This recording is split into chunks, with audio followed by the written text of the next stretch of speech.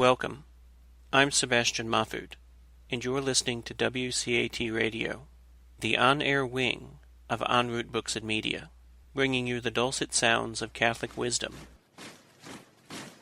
Well, hello, everybody. Welcome back to Sunday School. This is your host, Pat Flynn. This will be a shorter episode. I'm going to give just a brief talk on the interplay between philosophy and theology. And from there, offer a book or two, give you some homework. Had a busy weekend. Had my son's 5th birthday party. I can't believe it. 5th birthday party yesterday. And today we have a church event. So gonna have a shorter episode, give myself a break, but not you. Not you. No, we're gonna give you some reading material that I think you're going to enjoy. Hopefully enjoy. Reading material that I think will be interesting to anybody who is curious, seeking, wondering about God, the Christian faith in general, both from a philosophical and theological standpoint. And that's the little talk I would like to give right now. Is what is the interplay between philosophy and theology, and what is the relationship between the two? How should we approach them? And so on and so forth. Now, I think we need to start with just some general definitions. What is philosophy? What is theology? Well, we've started Philosophy Friday, so you can hop along on that series. That's now officially part of the Pat Flynn Show. I got some really great feedback on the first few episodes. And that's where we will be. So think of philosophy like this. It's kind of what can we know about the world through deep armchair thinking alone. It's different from science in the sense that philosophy isn't directly engaged in empirical investigation per se. It's much more broad than that.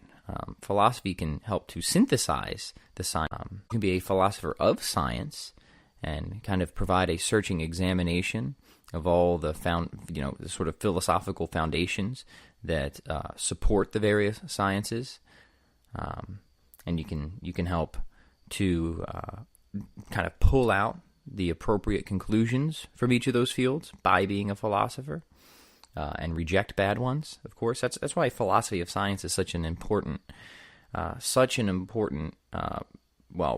discipline now, and it is becoming more popular. We need more generalists in terms of learning. So philosophy is a general love of wisdom, and we talked about that on Thursday, and then we went a little bit deeper on Friday. And whereas theology is the sacred science, so to speak, it is really concerned with the study of the nature of God. And theology can pick up from points, for example, where philosophy cannot get to. Revelation being the big one, right? So, for example, theology, we'll start with a good example. Theology can help us to explore and understand the nature of the Trinity, okay? Which is, of course, a fundamental Christian doctrine. But the Trinity is not something that you can get to through philosophy alone. There's no active reasoning that can get you the Trinity.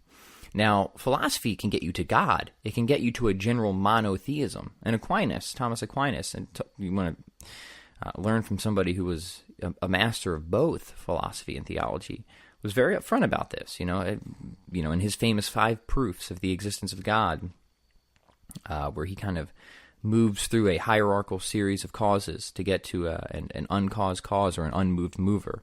And then he says, well, this we all know to be God, but that be God, but that you can pull out a lot of kind of divine attributes through philosophy alone. You can learn that God is one, that God is omnipotent, all-powerful, so on and so forth. But you're not going to get something like the Trinity. That is something that is necessarily revealed.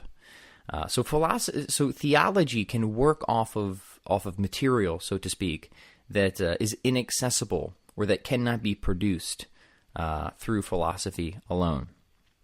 It often starts from points of revelation.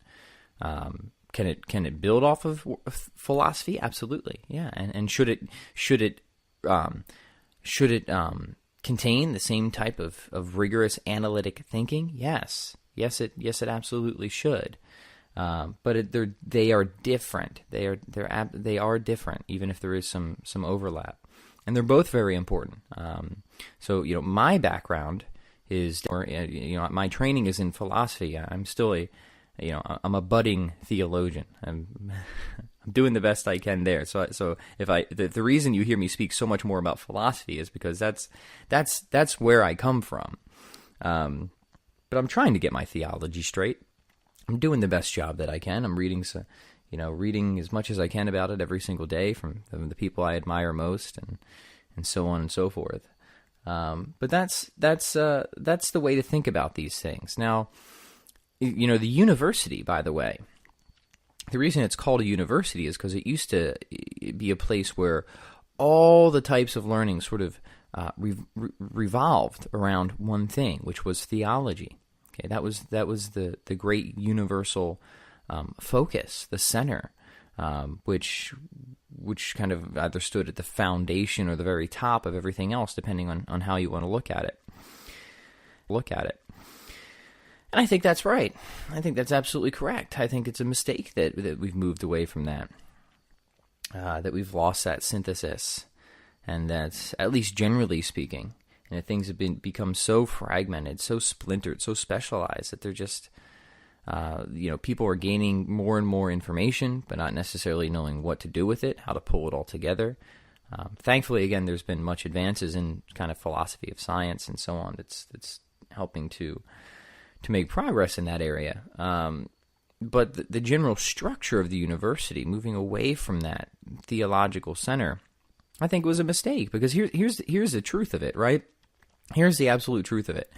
Either theology is the greatest science, or it's a terrible joke. Now, back when I considered myself an atheist, I thought it was a terrible joke. I thought it was a complete laughingstock. My position on that has absolutely changed. Now I think it's one of the absolute most important things a person can spend time studying. So it's depending on how you view the world, should determine how you think about theology, whether you think it's most important or really an exercise in total futility. I've since come to, can't say that Pat Flynn never changes his mind on anything. There's been I've changed my position on a lot of things throughout the years in life, and I like to think it's because I've gained some wisdom, well, I don't want to sit here and compliment myself the entire episode. So that's the way to think about it. What are some good books to start out with? Let me take a peek at my bookshelf. I had a few in mind here. So here's one. I really like Ed Feser's 5 Proofs of the Existence of God. I would start with that one. Grab Ed Feser's 5 Proofs of the Existence of God. So this is not, for example, Thomas Aquinas' 5 Proofs. Now, he goes through the Thomistic proof in here, one of them, but he actually develops, so it's a philosophical work primarily, but it will give you a good idea of what I'm talking about, is how through, again, just deep armchair thinking alone, you can get to monotheism and pull out a series of divine attributes, meaning you really can know that God exists and a certain type of God exists just through proximate means, just through acts of reasoning. So I think I would recommend, I don't even want to recommend too many, because if I recommend 5 books, nobody's going to get any. I would really start with that one. Because it will teach you a couple of things. One, it will teach you something not only about philosophy, but logic, and it will in a cool, fun way about questions of God, which most people are very interested in. So here, let me pull it off my bookshelf. I'm trying to get Ed Feser on the show. I've reached out to him. I can't get everybody I want, but he's quite popular these days. Still drinking my coffee. So it's it's called Maybe If I Recommend His Book Enough, We'll Get His Attention. Or maybe if I recommend his book enough, then I'll be like, well, then there's no reason to come on the show. You've already recommended my book. I'm going to recommend it anyways because I think it's a great book. It's called 5 Proofs of the Existence of God, and he goes through the Aristotelian, the Neoplatonic, an Augustinian proof, an Aquinas proof, and a Leibnizian proof.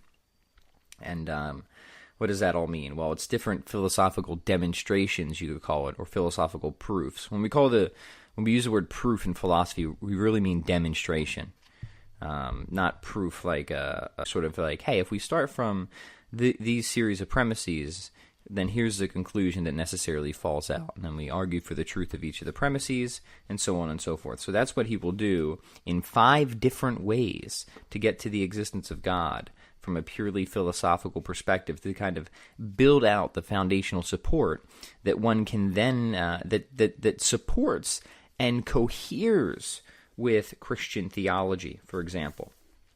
And that's really important, because one of the things that people sometimes who are critical of religion will say, well, okay, you believe in God. Which God is it? Is it Zeus, or is it a flying spaghetti ball? And those are really kind of just whenever somebody asks that question, it goes to show like you've just never spent more than 10 minutes thinking about this question ever.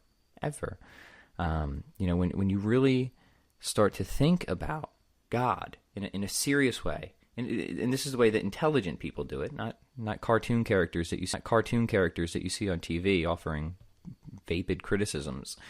You'll realize certain things that God must be. God must be transcendent, beyond time, space, must be non-composite, must be essentially one, must be omniscient, omnipotent, so on and so forth. And this book will take you through the arguments to see why that is.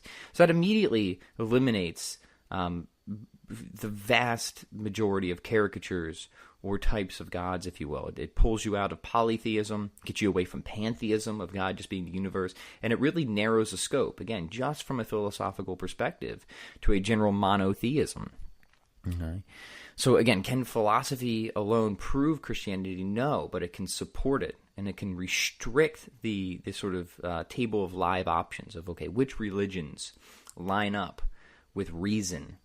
And it can kind of choke off, if that's the right word, a lot of options, and kind of leaves you with, a general but moral monotheism. That's really important. A general but moral monotheism. So it gets you away from deism as well, especially when you consider moral arguments.